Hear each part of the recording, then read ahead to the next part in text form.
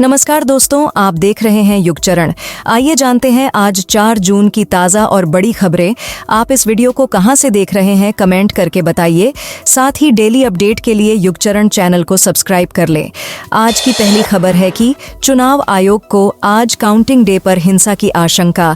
लोकसभा चुनाव में आज यानी 4 जून को वोटों की काउंटिंग है। चुनाव आयोग को काउंटिंग के दौरान या इसके बाद हिंसा की आशंका है। इसके चलते आयोग ने 7 राज्यों में सेंट्रल फोर्स की तैनाती की है। ये पहली बार है जब आचार संहिता के हटने के बाद चुनाव आयोग ने 7 राज्यों में फोर्सेस की तैनाती की है। हिंसा की आशंका देखते हुए आंध्र प्रदेश, पश्चिम बंगाल, उत्तर प्रदेश और मणिपुर में सेंट्रल फोर्स तैनात की गई है। सीईसी ने ये भी बताया कि आंध्र प्रदेश और बंगाल में काउंटिंग डे 4 जून के बाद 15 दिन तक फोर्स तैनात रहेंगी।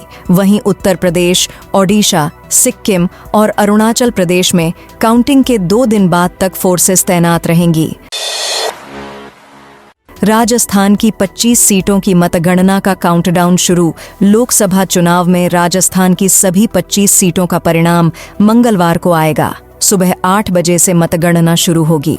दोपहर 12 बजे तक सबसे पहले टोंक सवाई माधोपुर सीट का रिजल्ट आने की संभावना है। सबसे बाद में राजसमंद सीट का परिणाम आ सकता है। राज्य चुनाव आयोग ने काउंटिंग को लेकर सुरक्षा के कड़े इंतजाम किए हैं। प्रदेश में 29 मतगणना केंद्र बनाए गए हैं। जोधपुर, नागौर, करौली, धौलपुर और श्रीगंगानगर लोकसभा सीट के लिए 2-2 काउंटिंग सेंटर बनाए गए हैं। इन सभी मतगणना केंद्रों पर पानी से लेकर कूलर आदि की व्यवस्था रहेगी।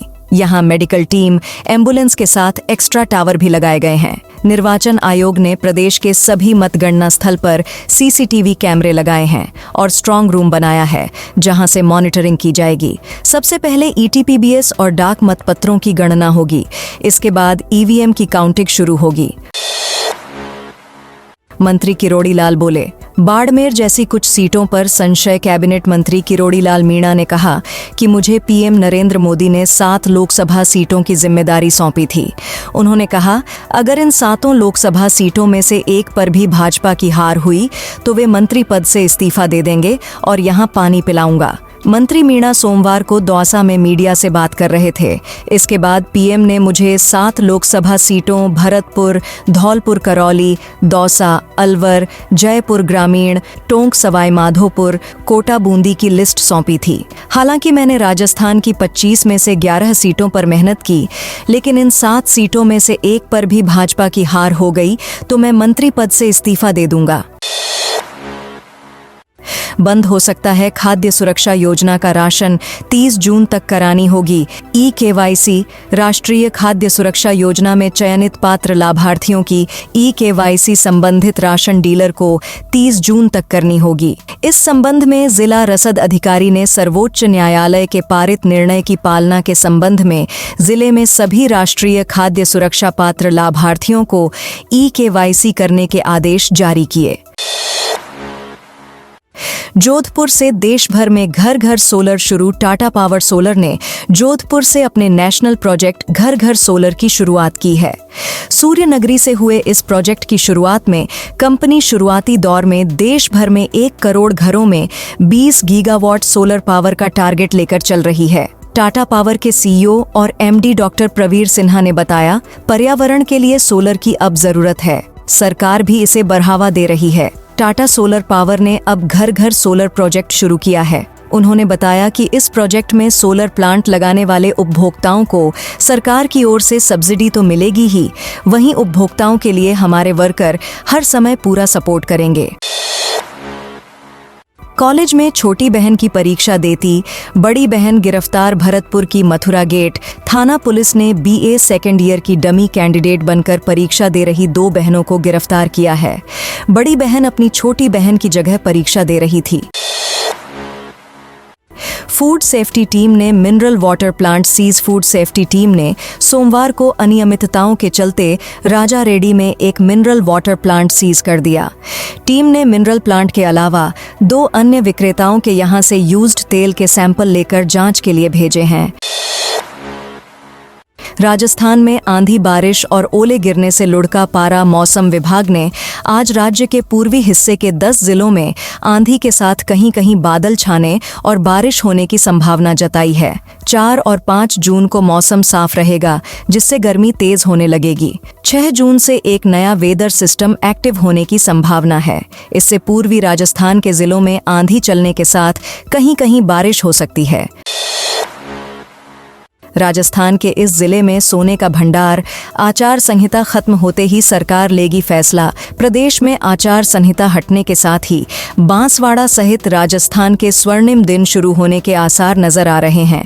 जैसे ही आचार संहिता हटेगी, सरकार प्राथमिकता के साथ यह तय कर देगी कि बांसवाड़ा में सोने की खान से कौन सी कंपनी सोने का खनन करेगी। खनन करने के लिए कर्नाटक रतलाम, उदयपुर, अहमदाबाद और छत्तीसगढ़ की 5 कंपनियों ने घाटोल क्षेत्र के भूकिया व कावरिया में 543 हेक्टेयर के लिए आवेदन किया है। इसके साथ ही बांसवाड़ा जिला देश के उन 4 जिलों में शुमार हो जाएगा जहां सोने के भंडार हैं।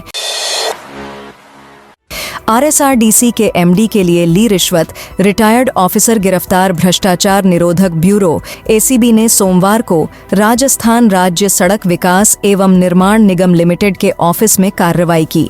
यहां एसीबी टीम ने 2 प्रोजेक्ट डायरेक्टर और एक रिटायर्ड असिस्टेंट अकाउंट ऑफिसर को 1,20,000 रुपए की रिश्वत लेते अरेस्ट किया है। ज्योतिषी बता रहे राजस्थान में किसे कितनी सीटें। 4 जून यानी सभा चुनाव का रिजल्ट आ जाएगा। जैसे जैसे काउंटिंग का समय नजदीक आ रहा है, नेताओं और उनके समर्थकों की धड़कनें तेज हो रही हैं। सभी पहले ही जान लेना चाहते हैं कि देश में किसकी सरकार बनेगी और राजस्थान में किस पार्टी को कितनी सीटें मिलेंगी। किसी भी ज्योतिषी ने कांग्रेस या इंडिया गठबंधन की सरकार बनने की भविष्यवाणी नहीं की है। हाँ, इनमें से अधिकांश का कहना है कि राजस्थान में भाजपा 25 में से 22-23 सीटों तक जीत हासिल करेगी। पिछले 2 लोकसभा चुनावों की तरह इस बार 25 में से 25 सीटें नहीं जीत पाएगी। सीकर में कोचिंग संचालकों को निर्देश। कलेक्टर बोले, सुबह 11 से 2 बजे तक स्टूडेंट्स को कोचिंग नहीं बुलाएं।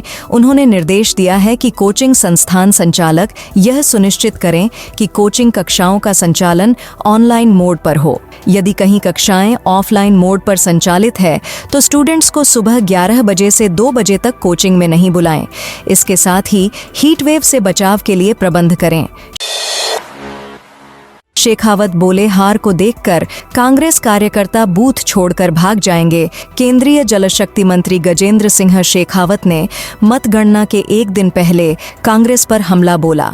उन्होंने कहा, अपनी अप्रत्याशित हार को देखकर कांग्रेस कार्यकर्ता बूथ छोड़कर भागने न लग जाए। बीजेपी प्रचंड बहुमत के साथ जीत रही है।